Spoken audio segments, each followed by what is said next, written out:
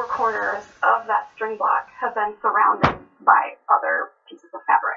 So if you wait to pull this paper off until the rest of your block is assembled, it will save you a lot of headaches from having to deal with that stretching. It's just more inaccuracy that could happen if you're not using the paper foundation. Right. So yeah, we need to take all the steps we can to keep everything accurate. Exactly. With that many seams, especially, there's a lot of room for inaccuracy too.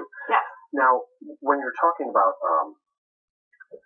the inset squares there around the border, what's an easy way to put those together? Because I think that's important too. Yes, I think sometimes if you look at that border, maybe someone would look at that pattern and say, oh my goodness, look at all of those squares in the border. Right, and keeping that accurate too so that it matches, the lengths that you need. They might hesitate because they thought, oh my goodness, that's an awful lot of squares to put together. Really, there is a nice, easy way to put that border together, and that is by using strip piecing. So this is a small sample of the strip piecing, but what you would do is to take each fabric and cut it all the way from selvage to selvage. So it would be, 44 inches long or so. And do that with each of the colors that we have in this quilt. And then what we would want to do is if you grab that strip over there, once you get all of your pieces sewn together, then you just cut it to size. So, this would be the size of the square that we needed to go in the border. So if we just cut all of our pieces together in one big long strip, and then cut them down into these smaller units. When you get several of these units, it's real easy just to piece them all together, and then you would have a nice long strip that's already in a nice rainbow order. But to impress your friends, you tell them that you don't tell them squares, each one individually. Absolutely. It's a secret. It's a culture secret. That's right. You don't tell it. They don't have to know. That's right. Awesome. And you also brought another example of a sister block sampler. I did. And what's that one? Yes, if we look over here, this is the bonfire sampler, and it is another example of a sister block quilt. And in this case, the sister blocks are not paired up right next to each other. I noticed that. Instead, it's kind of a fun, visual activity that if you know there are sister blocks in the quilt, your eye is trying to find, where's the match? Trying to find I was doing that earlier. And it's just kind of a fun way to add a different element to sampler quilts. So that's something that I really enjoy doing. And this quilt is also another example of using string blocks inside other blocks, right? Instead of making a whole quilt out of string blocks, it uses the strings as components of other blocks. And the one I like in specific is the friendship star that is in the top row of this quilt. Instead of just using a string block, I've actually broken that string block down and used it as part of a half square triangle. So the friendship star, which is, a quilt block that's been around forever, and we have all seen hundreds of times, this adding a string element to it really makes it kind of exciting. It gives it a whole new personality, a whole new life. Well, and the way that you put the string block together also makes it more accurate to make those half square triangles, because you've got those edges that could get kind of stretched out. Right. And again, with something like that, you would leave that foundation paper on until you were done enclosing that block in other fabrics. I think this would be a really fun quilt to do as a baby quilt, because I can see all the different fabrics that you could use, and it's almost like a puzzle for a baby to look at and pick apart the different, and the white with the background, the negative space there, I think is beautiful too. What was your reason? Why did you call this bonfire? I think the colorways really inspire it. It has kind of a fallish feel to it, and the starburst that frames that sampler and those blocks. It just made me think of, the flames in a fire. And there's a lot more color in this quilt. Or actually, do you know offhand how many colors you used in this one as opposed to the four?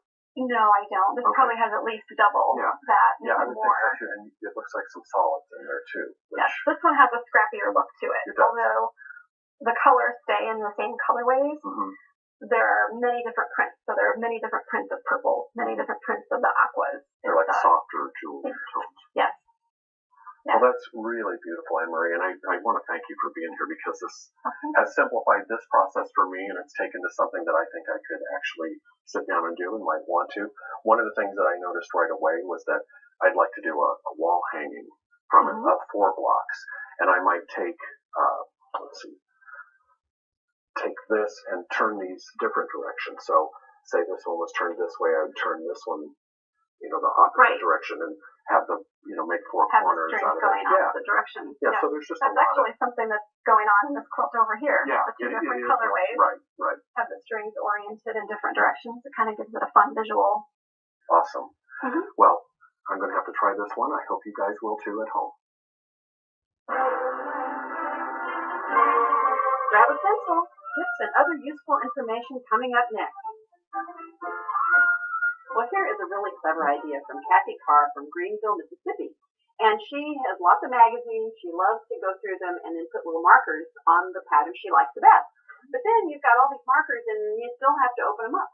So she made herself a guide to the kinds of patterns she likes. So, and the little, this is her key to it. So if it's a snowman pattern, it's blue. If it's a Valentine pattern, it's pink. So different people might have different categories they like the best.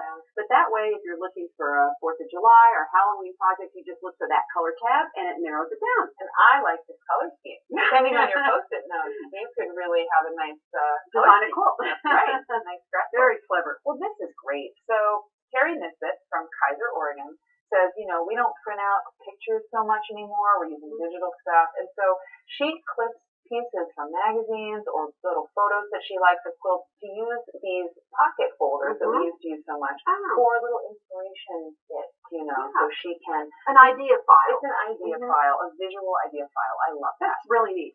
I think this is really sweet. This is from Talisa Platt from Tampa, Florida. And this is just a photocopy of an example of her label that if you're making a wedding quilt, which we did not too long ago for Rebecca and Jack, is to get a fun picture of them and put that on the back of the wedding quilt. So that's how their age when they married. So I love very, that. very nice. What a cute couple. Good luck to them. Okay, so Debbie Bogenschatz, here's more pictures if you can kind of put this out, Mom, from Ludlow, Kentucky, says, when sharing your love of quilting, think outside the box. Our quilt guild took a booth at a local maker fair. They were among exploding ping pong balls, 3D printers, and robots, and 150 curious kids sewed a 4-patch, and they made a mug rug, and they loved it. And many parents came by and said, is this how you make a bigger quilt? And said, yeah. Clever. That's neat. Well, here's one more tip. This is from Diane Krebs from Charlotte, North Carolina. And, I don't spend enough time in the hardware store, I guess, because I didn't know that there is a product that's a spray-on anti-slip or slip-resistant coating. So to make sure her ruler doesn't slip when she's cutting, she just sprays that on the back, and you can feel it. It makes a kind of a rough little texture there. That's amazing. This was made for quilters. Yeah. I love it. Neat. Well, these are all really great tips. We would love to hear your favorite tip. You can send it to the address on your screen. Send an example of the tip. It's really helpful. So you can do that through the regular mail, or you can go to the website, fonsandporter.com, and send us your tip that way. And if we use your tip on the